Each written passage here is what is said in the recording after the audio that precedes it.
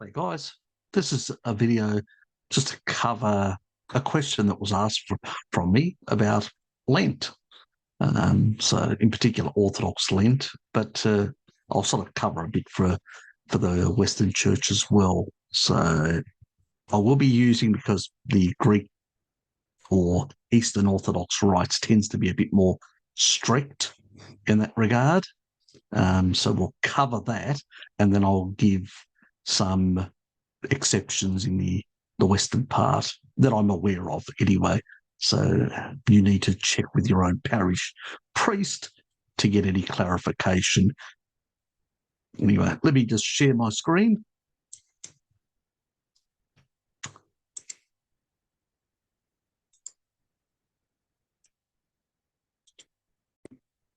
Okay, so this is a website. This is of the Ukrainian Orthodox, the ones that are being persecuted. That's another reason why I put it on, because they are under the Russian Patriarch. So there's a bit of support against our persecuted brothers. I'll use their website. Anyway, so this just gives you a bit of a rundown. We're not going to go into that since we're focusing on Lent. So the Wednesdays and Fridays in our tradition, and into the Great Lent, which is what we want to focus. So this gives you a general outline of things that are expected. No naughty stuff. You know who you are. Abstain from all that. Things like not spiritually profitable, like video games and social media and all that. So I'm actually abstaining, and then I'm creating a video to explain Lent. So I'll whip myself later. No, oh, that's right. The Catholics in the East do that. I don't have to do it. Fantastic. Now let's move on. So let's get to the crux, because most people want to know, how do I do a fast in the proper way?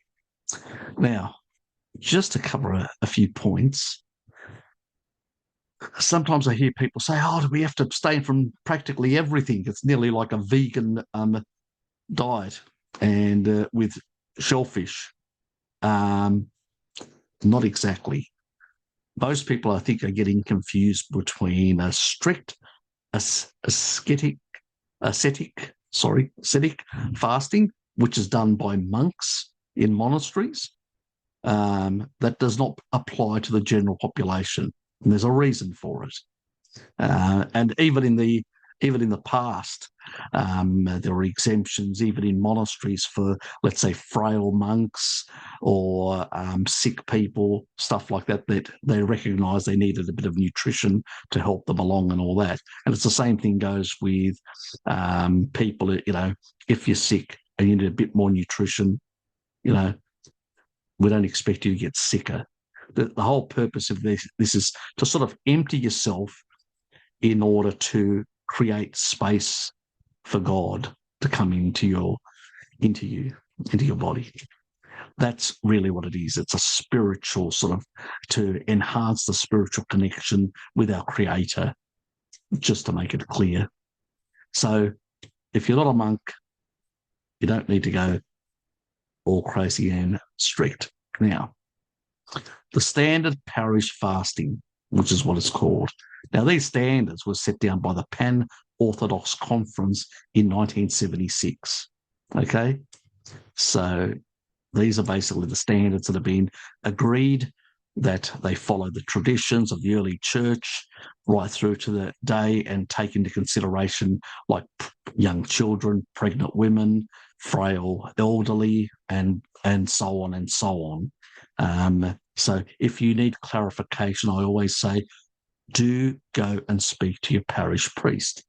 They are the final authority in terms of them providing you, not the final authority, but they are the person that will provide you with direction, okay, in that regard. So there's the Monday to Friday throughout Lent and Holy Week. So they pretty much tell you to refrain refrain from eating a full meal until afternoon. So, so either a light fasting food breakfast or no breakfast. I usually don't do any breakfast. So I give breakfast a complete miss. But that's me. You don't have to. If you struggle, just have something light in that regard. So you abstain from all meat throughout the Great Lent and the Holy Week. So you abstain from eggs and dairy when possible. When possible, understood? A lot of people are saying. Now, the Catholics and the West, the ones that do still practice Lent, they pretty much are allowed right through to have eggs and dairy right through. There may be some traditional Catholics that don't, that follow our more stricter observance, but the observance based on the Pan-Orthodox Conference of 1976 is that you abstain from these when possible, but at least, so Monday to Friday, that's already gone past now, the pure week, or as it's called, the clean week, which you purify yourself. So you cut out, I pretty much went nearly water fasting through that period. In that regard, I had a few shellfish type things and stuff like that in that part. So now, as far as that's the sort of the pure week is what you are going to be a bit more restricted in the things that you do. Then on Wednesdays and Fridays throughout that whole period of Lent, you basically avoid eggs and dairy, but the other days is fine. And then from Monday to Saturday, which is the Holy Week, just before Easter. So Easter, you can go full tong, but for that final week just before Easter, you pretty much abstain completely. So that's pretty much that part. So that is the history of the church. So also in many jurisdictions, dispensations is given for dairy or eggs for sustenance in our modern context. So, as I said earlier, it depends on your circumstances. If you're sick, stuff like that, they don't expect you to put yourself at greater risk. So there is, things like that. As I said, if you need to clarify things, always discuss these things with your parish priest. So now, shellfish can be eaten at any time. So that's for us, for people doing a more carnivorous, low carb type, where obviously if you're doing low carb, you could have some greens, some salads and stuff like that, obviously. But if you need something which will provide protein, you're looking at shellfish primarily. So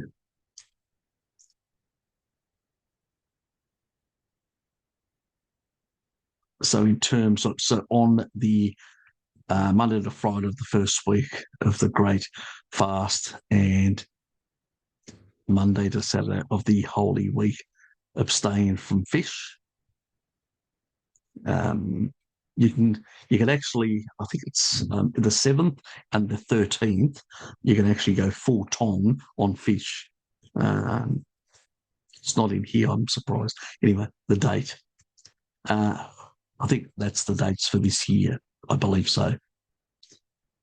Just check with your priest. Throughout the rest of the Great Lent and the holy canons of the Church, fish is not restricted on any day except Wednesdays and Fridays. So unless annunciation falls on one of those days, since fish is allowed on that annunciation, no matter what day it falls, as it is a great feast. Okay, so I won't cover any more below that. We'll now look at what we're talking about, shellfish. I did use the AI, yes. Now, I don't ask the AI for opinions on things because I just don't trust them. They usually are pushing a narrative or propaganda. But on things like what are the categories of shellfish, it's just going to give you the stock standard questions.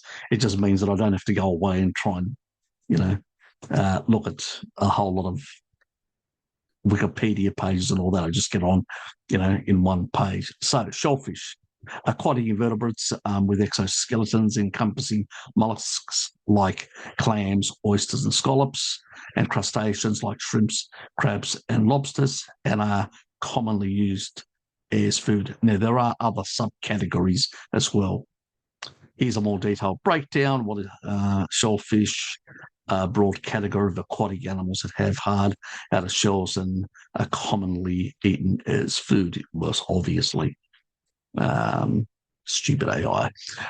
Types of shellfish, mollusks. So soft-bodied vertebrates with a shell, including bivalves, so clams, mussels, oysters, scallops. Then you've got univalve, so snails, things like that. And cephalopods, squid, octopus, and cuttlefish. Now, squid's a pretty good thing because it's very high in cholesterol. So we can obtain some really good cholesterol fats and stuff like that from squid. For protein, octopus is a pretty good source in that regard. But squid has got good levels of protein as well. A lot of the, you could say the collagen, it's got far more of the collagen sort of aminos. So combination of those. I've got about another 3 squid in my fridge at the moment in that regard. So crustaceans.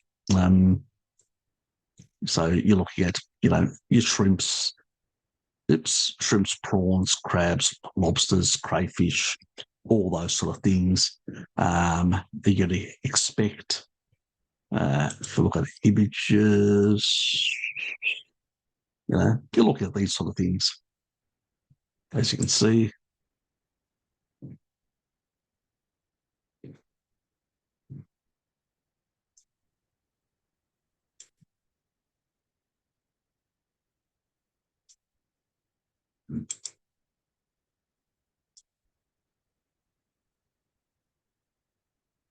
it's further down.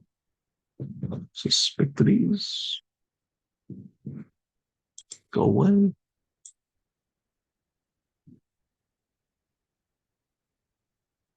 As you can see, you'll get a bit of fat on there. You get quite a lot of protein in these things. So you've got crab species, squid, mollusks that all fall within that family. Scallops, oysters, clams, snails. There are categories and subcategories, so to speak.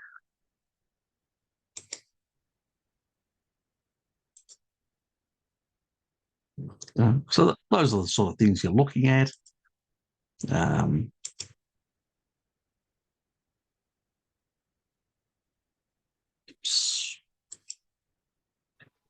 I'll give that a miss.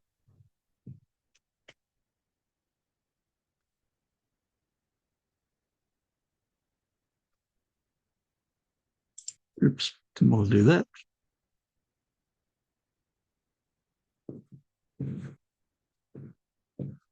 Just so you got a bit of an idea of what you're looking at. There's a platter with a lot of different things, mussels and shrimps and all sorts of things. So that's what you're looking at. I'll just stop. Oops, early. So stop sharing. So that's pretty much what you'll be focused on. But as I said, beyond the initial first week and Holy Week, so pure week or clean week, whatever you want to call it, and Holy Week just before Easter, you're abstaining from dairy and eggs. Crustaceans are pretty much it, all the different variations. I go for something a bit more hearty, so I go, being on a carnivore diet, I tend to consume more squid, more octopus, and things like that. So, for the simple reason that I'm going to get more protein from them. I mean, there's always the option of using some protein powders through this period as well, as long as they can't be bovine based. They have to be, you can actually get some brands that actually do produce them from crustaceans and stuff like that. So there are brands out there, but the easiest option is just really having things like shrimp, octopus, squid, things like that are much easier to get sufficient protein. And also, if you don't want to go too strict, there's the other weeks, the other days, excluding Wednesday and Friday, you can do some dairy and eggs. So that's really how to get around that part. And if you use it on those days, obviously, your fat source is going to be basically ghee or butter on those days. So those are the days, since on Wednesdays and Fridays, you're not going to be using dairy and eggs. On those days, you would actually treat it as a much higher fat. You'd use more butter, ghee, stuff like that on those days. Where on the other days, the Wednesday, Friday, you'd use something like squid. You'd have squid. Why? Because it's got high cholesterol, high amount of fat compared to octopus. So that's why on those days I'm using the squid. On the other days, so that's the way of navigating that part. So that's pretty much it. I hope that people find that useful, how to do a Carnivore Lent. Some of these approaches, because there are similar restrictions on some of the other fasts. Lent is one that is the one encouraged to observe. Some of the others are not as strict in terms of observation. But this is the sort of approach to use. I'll just put all the links in the description so people can actually refer to them. And obviously that site also provides a whole lot of other information regarding the sort of what's involved in the fasting, some of the other activities, the spiritual type things, restricting certain things you shouldn't be doing. You know who you are, naughty things. Anyway, so that's pretty much it. Hope it's informative for those carny Christians. Anyway, see yous.